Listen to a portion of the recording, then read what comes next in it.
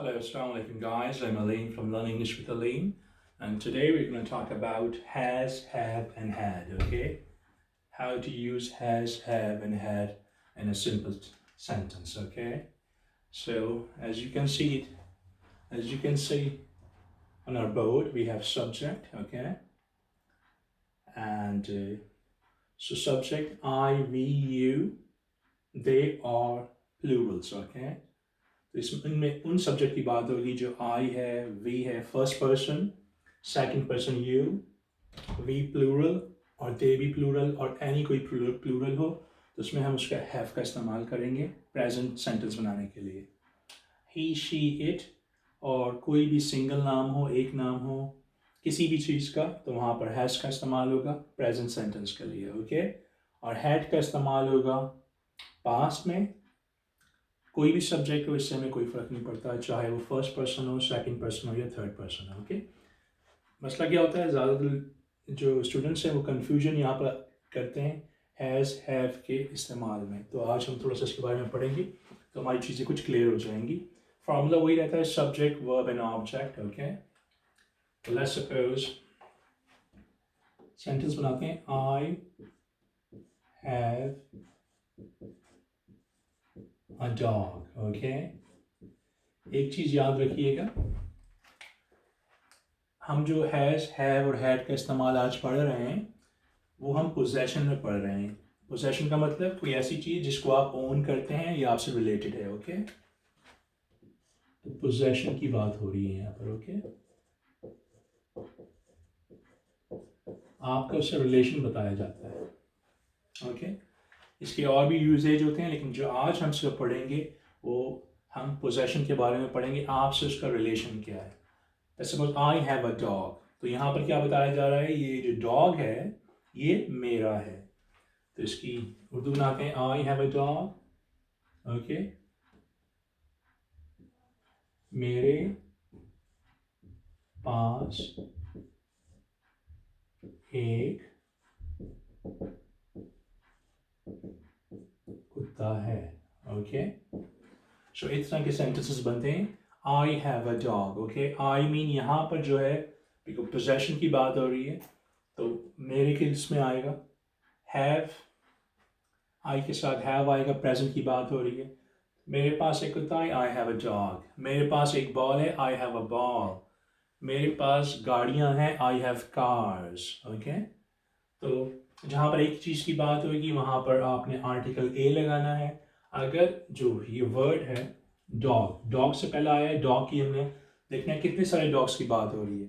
अगर एक डॉग की बात हो रही है तो उसके फिर हम उससे पहले अ लगाएंगे, क्योंकि डॉग को जब हम प्रोनाउंस करते हैं डॉग, सो वह ड की साउंड देता है। अगर हम किसी चीज़ को प्रोनाउंस करें सही तरीके से इंग्लिश में और वो अलिफ की साउंड देगा तो उससे पहले हम एन लगाएंगे, एन जो आर्टिकल लगता है। लेकिन ये बात याद रखिएगा, एन कब लगेगा, जब जो हमारा ऑब्जेक्ट है, ये जो चीज़ है जिसकी बात हो रही है वो एक हो। ओके, एक से ज़्यादा है तो एन नहीं लगेगा। फिर हम द का इस्तेमाल करते हैं, T H E the. Okay, I have a dog, मेरे पास एक कुत्ता है। लेकिन उसके लिए देखने के लिए मेरी आर्टिकल्स की वीडियो आप ज़रूर देखिए, उसमें चीज़ें आपको कुछ अच्छे तरीके से पता चल जाएंगी। सो आई हैव अ डॉग, मेरे पास एक कुत्ता है। अब हम सब्जेक्ट को चेंज कर देते हैं, they have cars. Okay, cars है तो हमने बताया आ नहीं आएगा, का एन भी नहीं आएगा, क्योंकि एक से ज़्यादा चीज़ों की बात हो रही है तो आ और एन का इस्तेमाल होता नहीं है, और द यहाँ पे लग नहीं सकता। तो जब मेरी आप आर्टिकल्स की वीडियो देखेंगे तो क्लियर हो जाएगा क्यों नहीं लगेगा यहाँ पर। They have cars. ओके, इसको ट्रांसलेट करें, दे का मतलब एक से ज़्यादा लोग, they have cars, they have cars, उनके पास गाड़ियाँ हैं, उनके पास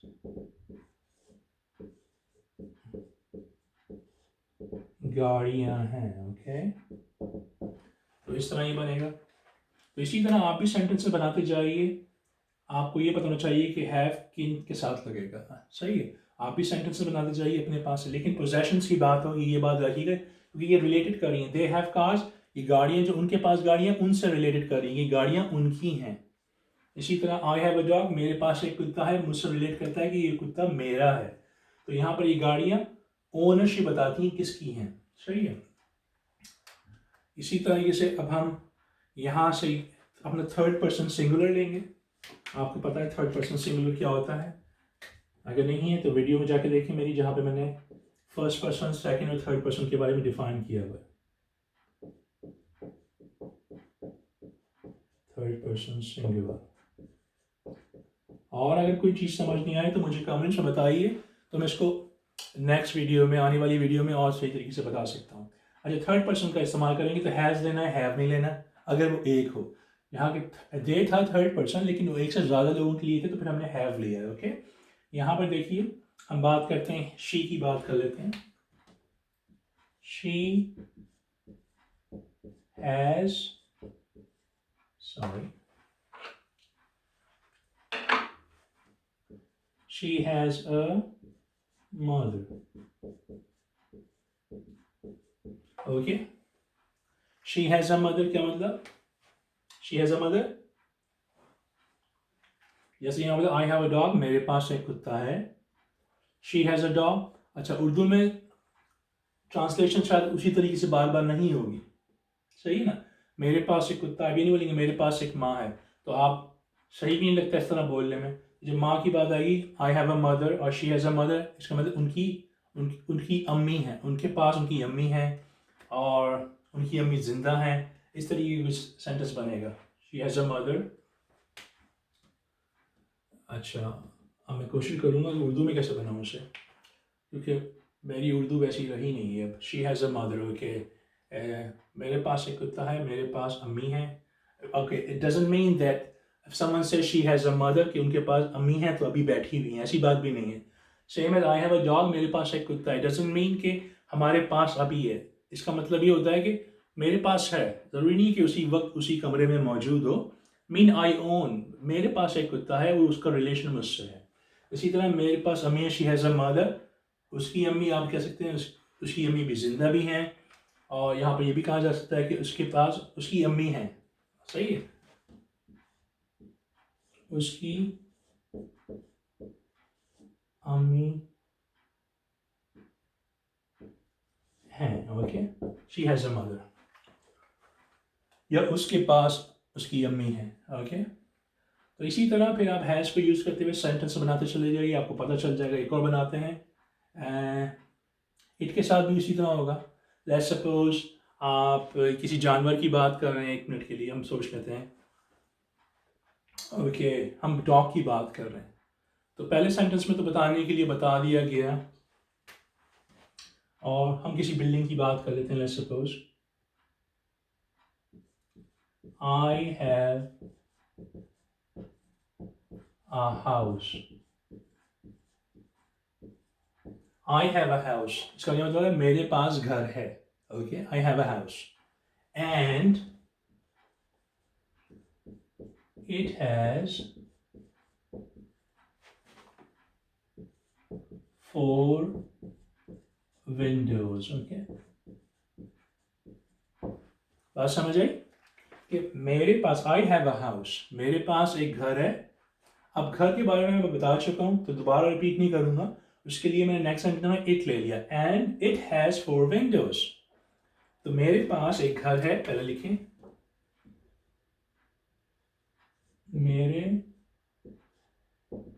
पास एक घर है। Okay, I have a house and it has 4 Windows, मेरे पास एक घर है और उसकी 4, और उसमें 4 खिड़कियां, या उसकी 4 खिड़कियां, जिस तरह भी उसकी 4 खिड़कियां हैं। Okay, so I have a house and it has 4 windows. तो आप भी इसी तरह के सेंटेंस बनाएं, मेरे पास एक मोटर बाइक है, उसके 2 टायर हैं, उसके 2 व्हील हैं। इसी तरह खुद प्रैक्टिस करें ताकि आपको पता चले सेंटेंसेस किस तरह बनते हैं। और दूसरी ट्रिक जो है, मैं बार बार शुरू से कहता हूँ कि वेरी इंपॉर्टेंट, कि आप यू नो वॉच करें, लिसन करें न्यूज़ को, इंग्लिश न्यूज़ को, अपनी हेयरिंग को इम्प्रूव करने के लिए. If you don't, you will never improve because you have to change your surroundings, okay? Let's suppose if you are living in Saudi Arabia or living in Pakistan or Bangladesh or Philippines, it doesn't matter wherever you live, okay? And doesn't matter how much time you spend every day to learn English grammar or talk to someone, okay? What you have to do in your spare time, you have to sit down. If you are busy even, let's suppose you go to work and you get a bus to go to work. So once when you're on a bus, what you should do, turn on your, if you have headphone, put your headphone on, okay? And listen to English news, okay? Listen to CNN, listen to BBC, okay? And what will happen if you listen to them? That your hearing will get better, okay? And that's very important. You have to make sure your hearing gets better, okay? You can learn the grammar while watching these videos, no problem at all. But you need to realize your problem is not the grammar, okay? You can learn grammar. Anyone can learn grammar, okay? But your problem is listening. You have to pay attention to your listening. Very, very important. Try to give 15, 20 minutes a day.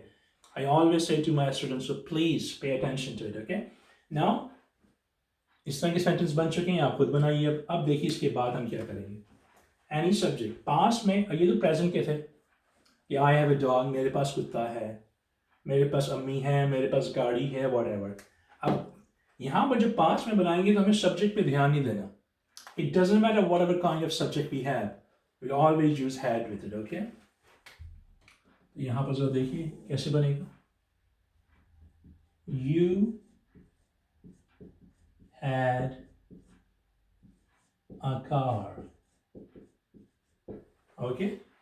You का मतलब क्या होता है, तुम्हारे. You had a car. अब हम कहते हैं इसको you have a car, तुम्हारे पास गाड़ी है. अब you had a car, तुम्हारे पास गाड़ी थी. तुम्हारे पास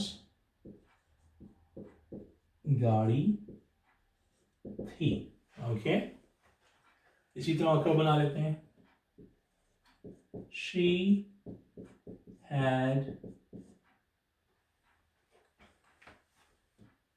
She had okay, she had a car, she had an apple, okay? उसके पास सेब था. एप्पल को जब हम प्रोनाउंस करेंगे, अब देखिए इससे पहले मैंने आ लगाया था, लेकिन यहाँ पर एन लगा रहा हूँ. क्यों? क्योंकि जब एप्पल को आप प्रोनाउंस करेंगे एप्पल, तो उसमें अलिफ की साउंड आती है या ए की साउंड आती है, the start, okay? So that's why Apple. But here का सी की साउंड आती है, इसलिए लगाया. शी हैड एन एप्पल, उसके पास सेब था.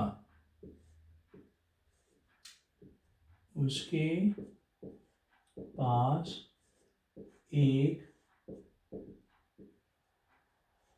सेब था, ओके? ये याद रखिएगा, एन का मतलब एक है और अ का मतलब भी एक ही होता है, ओके? तो ये थोड़ी सी एक्सरसाइज इसके बारे में आप से मैं यही रिक्वेस्ट करूँगा, इसको करें, प्रैक्टिस करें. इसकी जितनी प्रैक्टिस करेंगे उतना आपके लिए अच्छा होगा, उतनी ही आपकी इंग्लिश जो है वो इम्प्रूव होगी, okay? So I will see you inshallah in my next video. Up till then, look after yourself and have a good day, okay? Assalamu alaikum.